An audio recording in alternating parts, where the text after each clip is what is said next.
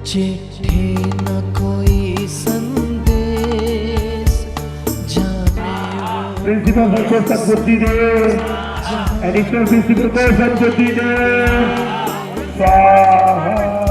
ओम गाथाय स्वाहा, ओम भूमाय स्वाहा, ओम बुधाय स्वाहा, ओम बृहस्पति स्वाहा, ओम शनिश्चराय स्वाहा, ओम शनिश्चराय स्वाहा, ओम रहवे स्वाहा, ओम रहवे स्वाहा, ओम केशवे स्वाहा।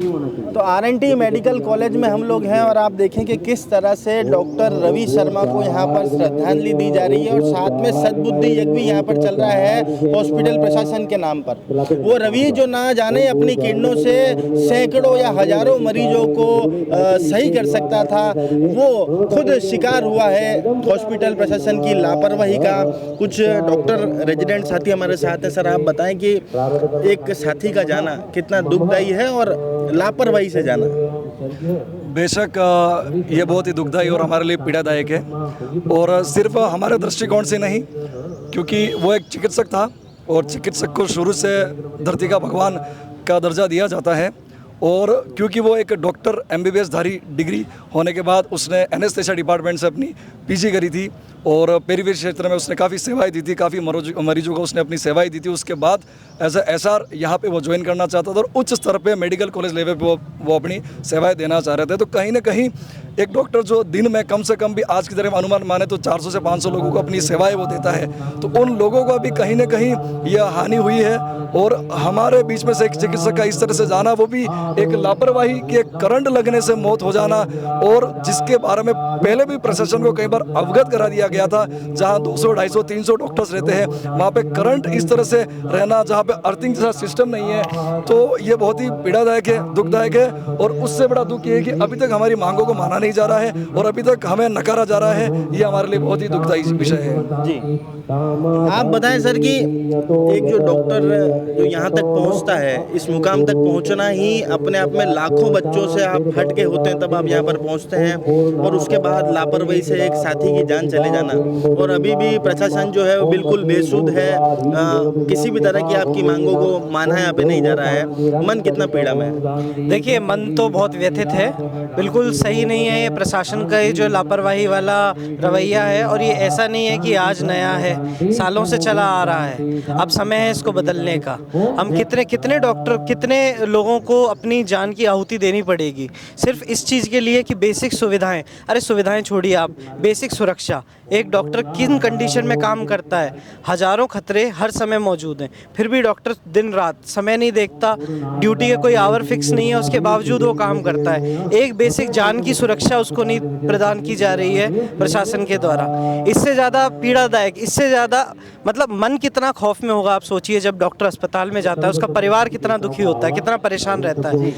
मतलब परिवार को पता नहीं है आज की डेट में कि मेरा बेटा, मेरा पति आज गया है, वो लौट के आएगा कि नहीं आएगा। आप बताइए, इससे ज़्यादा बुरा और क्या हो सकता है। यहाँ सालों साल हम लोग घर से बाहर रहते हैं, 5-6 साल UG के, फिर 3 साल PG के, उसके बाद post PG, super specialisation, SR, तमाम चीज़ें 12-12, 15-15 साल एक डॉक्टर को बनाने में लग जाते हैं। इतना समय लगता है, इतना रिसोर्सेज लगते हैं, और उसके बावजूद मौत का कारण क्या कि एक करंट लीकेज। सोचिए, एक अर्थिंग नहीं दी गई है एक हॉस्टल में, उस हॉस्टल में जहाँ छोटे बच्चे भी हैं, परिवार भी रह रहे हैं। SR हॉस्टल है जहाँ फैमिली के साथ रह रहे हैं। एक आप सोच के देखिए, उसी हॉस्टल में एक 6 महीने के बच्चे से लेके 70 साल का, 80 साल का बुजुर्ग तक रह रहा है। वहाँ ये बेसिक सुविधा नहीं दी जा रही है, तो उसके बाद हजारों लोगों की जान खतरे में। एक डॉक्टर का ना होना, आप सोचिए, अगर एक डॉक्टर, जैसा बॉस ने बताया, 300-400 पेशेंट पर डे देख रहा है, जो आदमी 10 साल से सेवारत है, सोचिए उसने पर डे कितने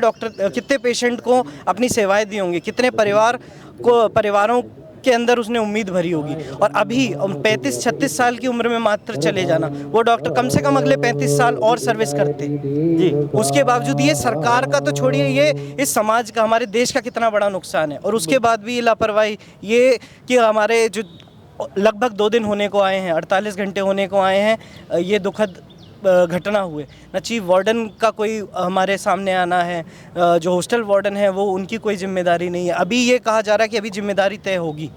अब ये बताइए, अगर 2 दिन इस घटना के बाद हुए हैं, अभी तक जिम्मेदारी ही तय नहीं हो पा रही है।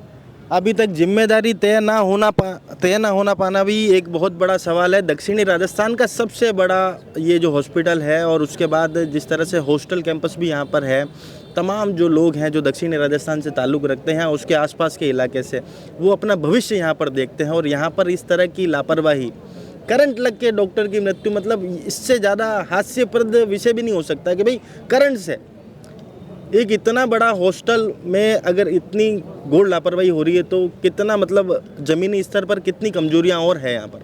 देखिए, ऐसा है कि रात को 1 बजे किसी को प्यास लगती है, वो उठ के जाता है पानी पीने के लिए, बोतल साथ लेके गया है साथ में, और करंट लगा है उसको वाटर कूलर के अंदर, और खुद डॉक्टर उसको उठा के लेके आए हैं, और वहाँ पे उनको CPR स्टार्ट किया है, हॉस्पिटल में आके उनको इंटूबेट किया, अपना प्रयास पूरा किया था। उसके बाद में जो जिम्मेदार लोग, उनको सूचित किया गया था रात को 1 बजे 1:30 बजे उनको फ़ोन किया, वो देखने तक नहीं आए। फिर सुबह हम मोर्चरी के आगे गए थे, वहाँ उनको बुलाया, वहाँ भी वो कोई जितने जिम्मेदार है, कोई जिम्मेदार आदमी आया नहीं, न चीफ वार्डन आया, न एडिशनल प्रिंसिपल आया, न MS, न प्रिंसिपल।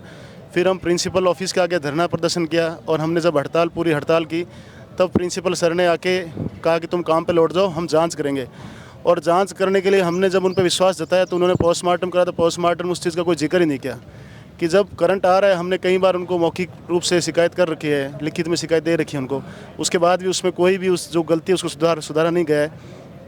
और बारिश आती है, कई बार यहाँ उदयपुर में बारिश ज़्यादा ही होती है, तो सीलन, दीवारों में सीलन पड़ी रहती है, तो कई बार करंट आता है, दीवारों से करंट आ जाता है, वाटर कूलर में करंट आता है, उसकी शिकायतें करते हैं, पर उसमें उसका कोई सोल्यूशन कभी निकला नहीं आज तक।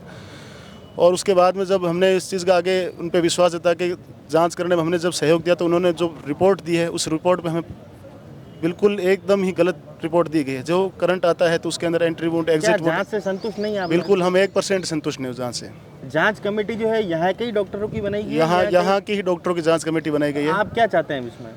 अभी हमारी मांग ये है कि जो जांच है उसके अंदर दूसरी, जो भी उनके परिवारजन यदि चाहेंगे तो दोबारा पोस्टमार्टम हो, या दोबारा जो मजिस्ट्रेट के अंदर या SDM के अंदर जो भी कमेटी बनती है, मतलब वो दूसरा जो दखल रह के जांच कमेटी बनाई जाए। हाँ बिल्कुल, ऐसे इंडिपेंडेंट जांच कमेटी बनाई जाए, और जो बोर्ड बने उसमें जो डॉक्टर आए उन पर हम पे विश्वास हो, और उसका दोबारा पोस्टमार्टम हो, या उस रिपोर्ट को दोबारा जैसे भी रिव्यू करवाएं, और हमें न्याय मिले। जी, तो न्याय की गुहार यहाँ पर हर एक व्यक्ति लगा रहा है, हर डॉक्टर यहाँ पर लगा रहा है, क्योंकि सभी का भविष्य इसी हॉस्टल प्रीमाइसिस से जुड़ा हुआ है। सभी यहाँ पर रहते हैं, सभी साथ में रहते हैं। आप बताएं मैडम कि एक साथी का जाना कितना दुखद है? देखिए, हम रेजिडेंट्स हैं यहाँ पे, हम 24 आवर काम करते हैं, ठीक है, और हमारे ऐसा तो होता नहीं है कि हमारी फैमिली हमारे साथ रहती है, हम आपस में ही एक दूसरे का सहारा बन के रहते हैं। और अगर एडमिनिस्ट्रेशन या फिर गवर्नमेंट हमें अगर इतनी सी भी सुविधा नहीं प्रोवाइड करा सकती है कि हमारी सेफ्टी तो हो, हम एक्स्ट्रा तो कुछ मांग नहीं रहे, एटलीस्ट हमारी सेफ्टी हो, और हमें ऐसे मतलब इतनी बेसिक चीज़ें हैं। अगर घर में भी कहीं करंट होता है तो अपन तुरंत उसको रिपेयर कराते हैं, ऐसा है नहीं कि हमने बोला नहीं है, इतनी बार इनको शिकायतें दर्ज करा रखी हैं, उसके बावजूद हमारी इतनी सी मांगें नहीं मांगी जा रही। हम किसके लिए 24 आवर काम कर रहे हैं? हम हमारे लिए तो कर नहीं रहे हैं। ऐसा है ना, इतना सारा पेशेंट लोड होता है, सारा देखते हैं रेजिडेंट, तो उनके लिए अगर इतनी बेसिक सुविधाएं प्रोवाइड नहीं कराई जाएंगी तो फिर किस बेसिस पे हम यहाँ पे अपना ऐसे कि हम अपना 100% दें? हम अपनी क्या सेफ्टी माने, हम अपने साथियों की क्या सेफ्टी माने?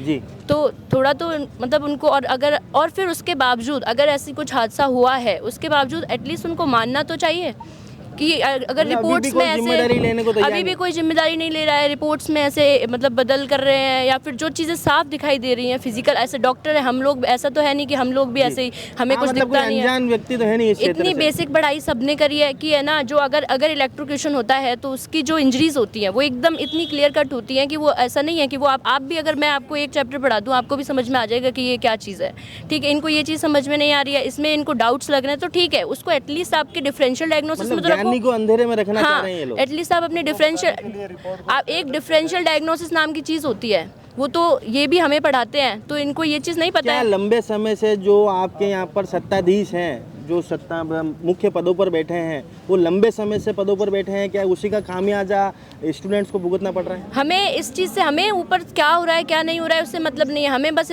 हमें अपने बेसिक राइट्स जो होते हैं वो चाहिए। अब एक इंसान की जान चली गई है, उसके लिए, उसके परिवार के लिए वो बहुत इंपॉर्टेंट इंसान है, इनके लिए बस एक मुद्दा है, बट ये उस इंसान की जान चली गई, उसके परिवार वालों से पूछो वो कितना इंपॉर्टेंट चीज़ है कि एक डॉक्टर जो है वो समाज के लिए भी एक अभिन्न अंग है ना।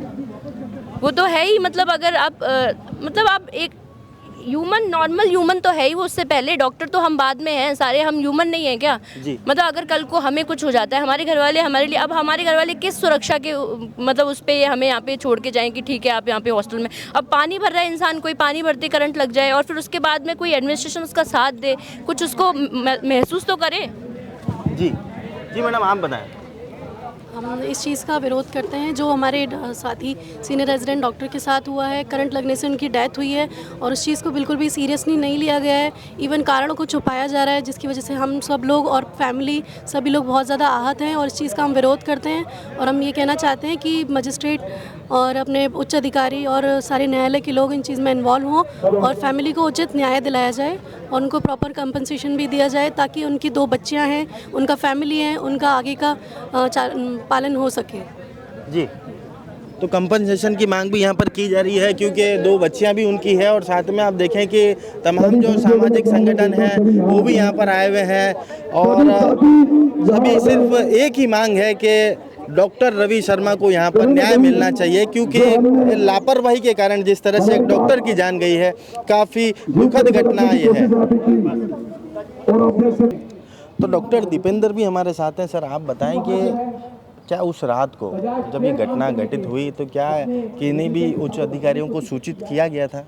जिससे जैसे घटना का हमें पता चला तो सबसे पहले हमने सर पुलिस को इन्फॉर्म किया गया और हमने जैसे ही हम बॉडी जब ट्रॉमा इमरजेंसी शिफ्ट कराई गई तो जो भी मेडिकल सुपरिटेंडेंट हैं जो हमारे MBA हॉस्पिटल के डॉक्टर RL सुमन सर, उनको हमने फ़ोन किया, उनको इन्फॉर्म करवाया गया।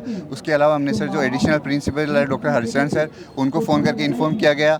इसके अलावा सर हमने जो भी वार्डन सर है उनको इन्फॉर्म किया गया, उनसे कॉन्टैक्ट करने की कोशिश की गई और चीफ वार्डन सर है उनसे बात की गई और हमारी सुमन सर से बात हुई, हरिशरण सर से बात हुई और एडिशनल जो चीफ वार्डन सर है उनसे बात हुई थी फ़ोन पे और उनको हमने पूरी डिटेल में बता दिया गया था कि जैसे सर हॉस्टल में ऐसे घटना हुई है, जो हमारी रेजिडेंट थे उनकी ऐसी घटना हुई है। उसके बाद में भी फिर हमारे उनको इन्फॉर्म कर दिया गया था। क्या अब मांगे क्या है आप लोगों की मांग क्या है? हमारी मांग यही है कि जो घटना हुई उसकी प्रशासन जिम्मेदारी ले और उसकी फिर उसकी जिम्मेदारी ले और उसके खिलाफ कार्रवाई हो और इस्तीफा दे अपनी जिम्मेदारी से, क्योंकि जो जिम्मेदार लोग हैं वो कहीं ना कहीं अपनी जिम्मेदारी से भाग रहे हैं, तो वो अपनी जिम्मेदारी से इस्तीफा दे। पहले तो ये दुखद घटना हुई हमारे भाई के साथ, उसकी जिम्मेदारी ले वो और अपना इस्तीफा दे। जी जी मतलब एक ही मांग है कि जिम्मेदारी ले और अपना इस्तीफा दें क्योंकि हाँ। जो जिम्मेदार अगर अपनी जिम्मेदारी नहीं संभाल सकता तो उस पद पर बैठने कोई अधिकार नहीं। बिल्कुल एक जिम्मेदारी हमारी है कि जो हमारे पीड़ित दोस्त थे जो जिनकी घटना हुई उनके परिवार को जो कंपनसेटरी जो भी सहायता मिल सके वो प्रोवाइड की जाए गवर्नमेंट की तरफ से। हमारी डिमांड है, हमारी 2 ही डिमांड है, इसके अलावा कोई डिमांड नहीं है। हम जब तक पीछे नहीं हटेंगे जब तक हमारी दोनों डिमांड पूरी कंप्लीट नहीं होती। तो क्या अभी तक कोई मांगे नहीं जा रही क्या? नहीं, अभी हमारे से कोई प्रॉपरली बात हो ही नहीं रही। वो तो ये मानने को ही तैयार नहीं है कि बिल्डिंग में भी करंट है। हमारे पास उस टाइम पे वीडियोस भी हैं जहाँ पे पुलिस ने भी उस टाइम पे देखा है, तो आप पुलिस से प्रशासन से पूछ सकते हैं कि आपके पास उस टाइम पे क्या देखा। हमने जहाँ बताए हैं कि करंट कहाँ से आ रहा था, उन्होंने भी एविडेंस कलेक्ट किया है वहाँ पे, तो वहाँ पे भी ऑन रिकॉर्ड है। हमारे पास भी हम खुद रेजिडेंट्स बोल रहे हैं, उनको यहाँ तक भरोसा नहीं है। जब हम है तो उन्हीं के स्टूडेंट, हमारी बात क्यों नहीं सुनी जा रही? एटलीस्ट भरोसा होना चाहिए कि उनके स्टूडेंट है, सही बोल रहे हैं, हमारे क्या फ़ायदा है। हम तो ये चाह रहे हैं ना कि कम से कम हमारी बात करंट कल हमारे साथ ना हो।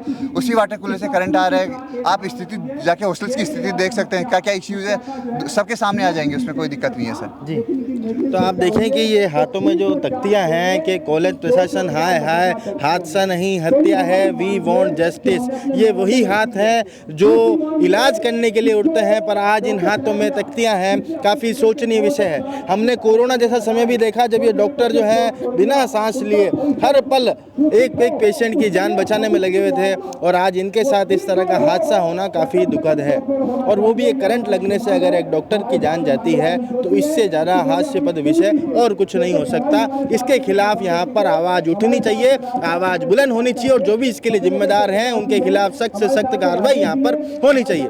जय हिंद, जय भारत, जय